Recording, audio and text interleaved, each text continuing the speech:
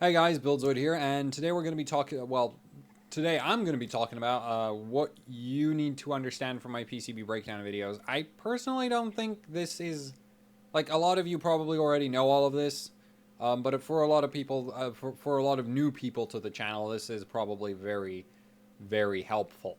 So, if you're overclocking, because here's the thing about the PCB breakdowns. They're meant for overclockers almost exclusively. If you're not overclocking, with the exception of AM3 Plus, you can't buy motherboards that can't run stock. Okay, it's that simple. Um, and I'd argue any benefits of like longevity or something like that. Uh, it's like it's hard to say. That I'd say is really hard to say as far as like longevity goes. So I won't do any. I'm not going to be doing any motherboards where you can't overclock or anything like that. I know I do NVIDIA GPUs where you basically can't overclock, but I enjoy GPUs way too much. And in fact, I finally have a 10 series NVIDIA card coming soon.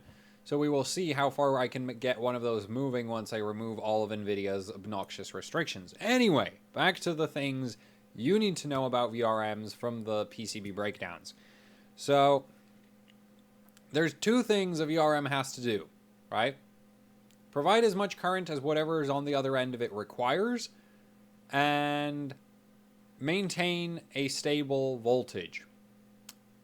And stable voltage means something different from V-droop. V-droop is normal and is actually inherent to the electrical resistance between the VRM and the load. Okay, that's what causes V-droop. If you have 5 milliohms of electrical resistance between, which is very, very little, that's tiny, you can't measure that. That's really hard to measure. Let's say you have 5 milliohms of electrical resistance between your V-core VRM and your CPU, and your CPU pulls 100 amps. You're going to get 50 millivolts of V-droop across that resistance. That's V-droop. That's not the same as voltage stability. Okay? Voltage stability for the purposes of this video, because I can't quite find a perfect term, because it's a combination of both voltage ripple and noise. So, before we get to that, we're going to talk about current, because current is relatively simple compared to the noise stuff. So VRM current capability is really, really simple. If a VRM can't deliver the amount of current whatever is on the other end of it requires, it will blow up.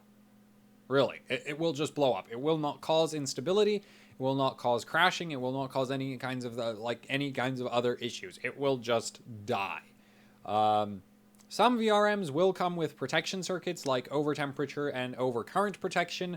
Overcurrent protection and overtemperature will both simply shut down the VRM the moment you exceed either the current or temperature that the VRM is programmed to shut down at. You might be wondering why the VRM can't just tell the CPU to throttle or something like that. The reason for that being is if the CPU has if you tell the CPU, right, because the CPU has a power limit. It controls the power limit, not the VRM. The CPU controls the power limit. So you tell the CPU you have a 300 watt power limit. Well, if the VRM tells the CPU that, oh, you're pulling 200 amps, 1.2 volts, that's below 300 watts, the CPU won't throttle. Why would it throttle? Everything is fine. The fact that the VRM can't do 200 amps doesn't matter to the CPU. The CPU doesn't know that. Because the CPU has been told that it's allowed to pull 300 watts, and it's not pulling 300 watts, therefore everything is fine.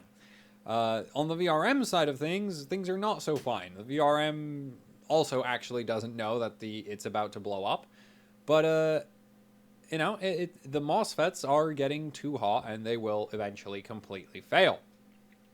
Unless there is overcurrent protection or overtemperature protection implemented, where somebody at the company somebody basically decided that, okay, this VRM can never exceed X temperature, or it can never push Y current. So the moment the VRM hits that amount of current or that temperature, it just shuts down. Because the VRM can't tell the CPU, yo, you're pulling too much power, right? That's what the power limit is for, and you just removed that. So the VRM will just shut down. Or it will blow up if it doesn't have any of the protection circuits, which is the more common thing for a lot of low-end motherboards. Now, in my PCB breakdown videos, I always just spec a bunch of big like current numbers for like GPUs. Like NVIDIA, I spec 250, 400, and 600, and then absolute maximum. Which I spec 600 because that's an absolute maximum for a lot of the existing cards. What else is there? For like motherboards, for like Ryzen AM4 motherboards, I spec 100 amps, 70 amps, and maximum. So 100 amps is roughly the amount of current a 4 gigahertz 8-core Ryzen CPU at 1.4 volts will pull, roughly.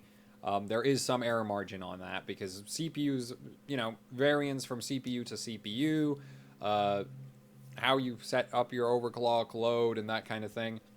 But generally, you only need 100 amps to run a 8-core Ryzen CPU. So if your motherboard can do 150 amps at 125 degrees, you're fine. Which is most AM4 from the mother... There. Now, there is one concern with that, okay? Current capability of a VRM is tied to VRM operating temperature, which is tied to VRM cooling. Duh. I mean, naturally. Temperature is tied to cooling cooling capabilities. So, a VRM can handle more current the colder it is. However, the amount of heat a certain amount of current produces is always going to be higher, okay? 200 amps at 125 degrees is going to put out more heat than 150 amps at 100 degrees, 200 amps, more heat than 125 degrees, 150 amps. Okay? So at 100 degrees, the VRM can in fact handle 200 amps. However, you have to also be able to cool that much heat. Say 100 watts of heat, which is actually a bit high. Let's say 80. So you have to cool 80 watts of heat to maintain that 100 degrees, and that's kind of difficult. But 125 degrees, you can still handle, let's say, that 100 amps and, 40 watts of heat, which that's not realistic. Typically, your heat goes up exponentially. Well, it's a curve. I'm not sure if exponential is the right term to use, but it does increase, more and more as it increases. So, yeah. So 200 amps would actually be more than double the heat of 100 amps. But anyway, that sort of gives you the idea, right? If you want to push a lot of current through a really bad VRM, you need to put a lot of cooling on it. If you have a good VRM, you can push a lot of current without a lot of cooling. That's basically the idea. And, a really good example, that's how it works. If you have a bad VRM, you can push more current through it if you can cool it enough. If you have a good VRM, you can push a lot of current through it even without needing to cool it as much as a bad VRM. Which is why motherboards with, super high-end motherboards with water-cooled VRMs make 0 sense. Those motherboards ship with VRMs that you could run with no heatsink whatsoever, and they'd never be able to overheat with, a lot of the super high-end i7, super high-end LGA 1151 boards, like Gigabyte's Gaming 9 board, right? That thing has like a 20-phase or something VRM, and yeah, it really needs water cooling for a, 150 watt i7 7700K or 200 watt 7700K. Yeah, really needs water cooling on that. Totally. But three-phase mini ITX motherboards, nah, they don't need they don't even need air cooling on the VRM. So basically, bad VRM, more cooling, better VRM, less cooling. That's really the simple way to put it. For a given amount of current. Now, how would you know how much current you need to be able to push for something? I will generally try to mention that in the video. I don't think I fail to mention it that often. So yeah, for like Ryzen right now, 8-core CPUs pull about 100 amps at 4 gigahertz, 1.4 volts. 6 cores are about 70 amps at 4 gigahertz, 1.4 volts. Not really anything else to it.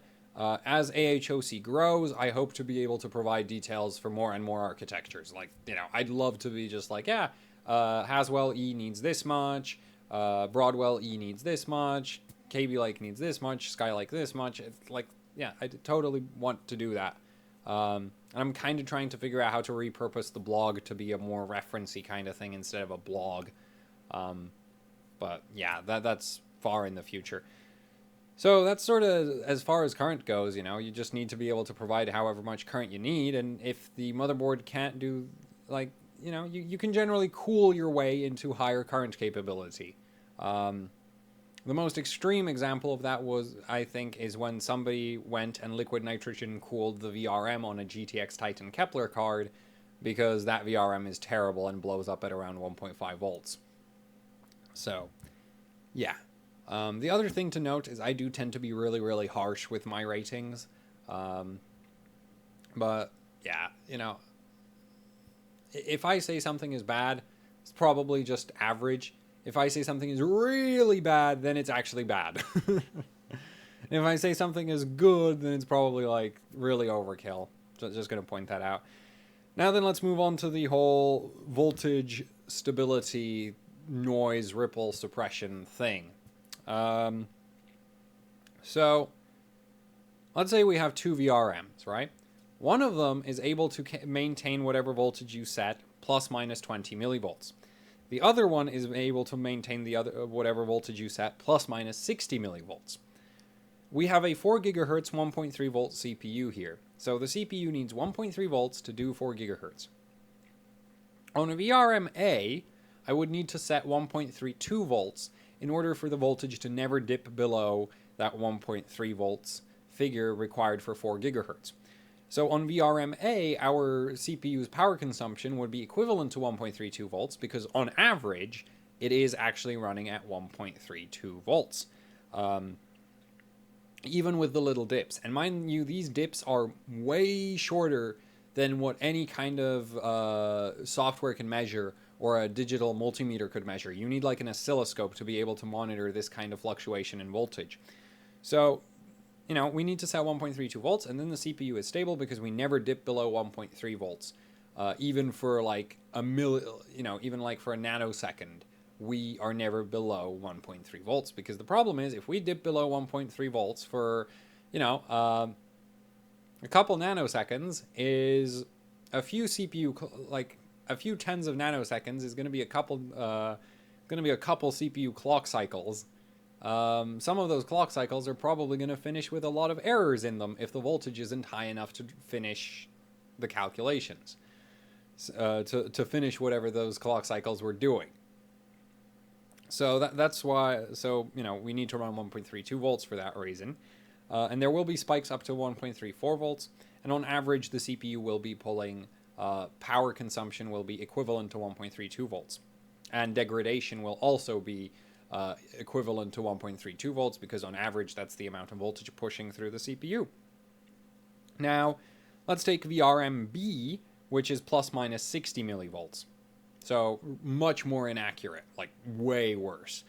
With VRMB, we need to set 1.36 volts, not 1.32. We need to set 1.36 volts because it has a tendency to dip all the way down by 60 millivolts. So it would, if we set it to 1.35 volts, it would occasionally hit 1.29. And if it hits 1.29 while we're under full load, it's going to crash. It's really that simple. So with VRMB, you need to set 1.36 volts. The end result of this is the power consumption of the CPU is equivalent to 1.36 volts. If you set 1.36 volts on VRM-A, it would get the same power consumption as on VRM-B. But you also get the voltage degradation of 1.36 volts here. So basically, a VRM that can deliver more stable, voltage with less ripple and noise can run the same overclock at a lower voltage.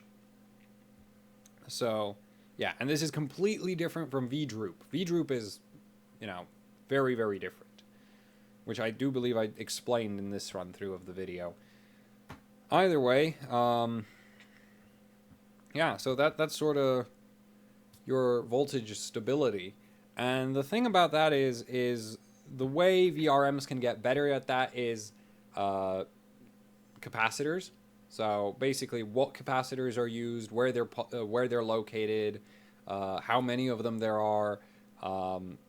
That plays a huge role. Capacitors are used for filtering a huge amount of the sort of high frequency noise that comes off of a 4 gigahertz, like a multi gigahertz chip, because as it runs through CPU cycles, the power consumption doesn't stay the same. It fluctuates. The current draw by the CPU changes as it does things. So you have these very small changes. Well, you have these rather big but very quick changes in current draw, and so you have to have capacitors that are able to quickly respond to those current changes and those voltage changes to make sure that the voltage doesn't actually dip too far. So, capacitor selection has a huge impact on this. The other thing is voltage ripple is the waveform caused by the way the VRM is switching on and off. That will just cause fluctuations, and that can be prevented by higher switching frequency on the VRM, more phases, smarter voltage controllers. Some voltage controllers are able to adjust PWM signals, so they can actually adjust. Like if you had a really fixed, if you had like a fixed PWM signal voltage controller, what you could end up with is like your current draw swings really quickly, and well, you're suddenly supplying not enough power, and sometimes you're supplying too much power. So you need a smarter voltage controllers, higher switching frequency, more phases, gets you better voltage stability. So, that. Now, this stuff is so complicated that it really isn't very easy for me to go from just PCB pictures and say this PCB is good, this PCB is bad. Really the best way to test this would be to take an oscilloscope and actually measure the ripple and the noise on the VR on the back of the capacitors of the CPU socket or the GPU, and that would generally give you some idea of how good the VRM is. But just going off of the photos, what I do try to do is I do at least look at how many phases there are and how they're controlled, because that has a huge impact on the VRM ripple. And in my experience, at least, basically any VRM with less than 4 phases is going to run quite a lot of voltage ripple. So it's going to have quite a lot of fluctuation just because of how the VRM is operating. And you can actually compensate for that very easily by just adding extra capacitors to the VRM, which is why, a lot of GPUs can pick up some extra. A lot of GPUs will often actually overclock better if you add extra capacitors to them. So that's why you see me pile capacitors onto GPUs. It's basically to try get the voltage fluctuations under control. So yeah, that's sort of that. You want more phases that are true, that aren't doubling. Doubled 4 phase is better than a 4 phase, but a 8 phase is better than a doubled 4, even though you end up with 8 phases. And a 6 phase would actually probably also end up being better than doubled 4, unless the doubled 4 is running at a higher at the same, or it gets complicated if we go into the details of that. But you could compensate, with doubling schemes, you can crank up the switching frequency high enough to compensate for the lack of actual phases. So, that. That gets really, really complicated, which is why I just sort of go I'll complain if there's not enough true phases to start with, but basically anything past a 4 I'm happy with. It's just 3-phase VRMs that I generally would avoid just on principle, because in my experience, it's anything below, even 4 phases tend to be pretty bad. So below 4 is just awful. Unless you're talking about something very low power. 3 phases, for example, powering DDR3 or DDR4 or GDDR5 memory or something like that is really, really overkill. That's why you would see it 3-phase memory power is normal for EVGA Kingpin and classified cards, because 3 phases for memory power is like, the amount of current that memory uses isn't that high, so it's not that hard to regulate the fluctuations in it with just 3 phases. But a GPU can have load swings depending on what part of a frame it's pulling, doing, or what frame it's actually doing. Like Firestrike has a few frames which are just stupid high power draw. And when you go from a frame which is like, oh, we're pulling 100 watts to a frame that you need 200 watts to draw, that giant spike in power consumption on a badly, a weak, a not very stable VRM would cause a very big dip in voltage. And when that big dip in voltage occurs, well, if it's big enough, it'll crash because you're running too high frequency. So that's why sort of, you have high phase counts and capacitors and all of that there. And I think I'll cut it here because this is getting to 20 minutes. So yeah, to summarize with, actually no, I can't summarize things. I'll just go on for another 10 minutes. So that's that. I hope that explains most of the questions people would have. I don't know. I'm really bad at like trying to rip details out of things. I tend to like to go through all the details, but hopefully this answers most of your questions. And yeah, if it does, there's a like button down below. You could click that. If it doesn't, well, there's a comment section and you could, ask more questions, and maybe I'll figure out what I still need to answer in another follow-up video. If you like what I do here with Actually Hardcore Overclocking, I have a Patreon as well as a PayPal as well as shirts. You can go check those out down in the description below. There's also down in the description below is a link to the playlist explaining how VRMs work, which, if you want more details, will provide more details on the actual functionality of a VRM, not necessarily why you need all the better voltage regulation and like better that. Also, that reminds me, I will be doing a new video on LLC, like a better load line calibration video. Not because I don't actually remember what I put in the old load line calibration video. I have no idea what's in it, but I think it's bad. And, well, it's certainly worse than whatever I come up with now, because I know more than I knew then. So I can pile on some extra details onto a new, extended, 30-minute load line calibration video, because really, it's one setting in the BIOS, and we can talk about it for 30 minutes. But anyway, so that's that for this video, and thank you for watching, and see you next time.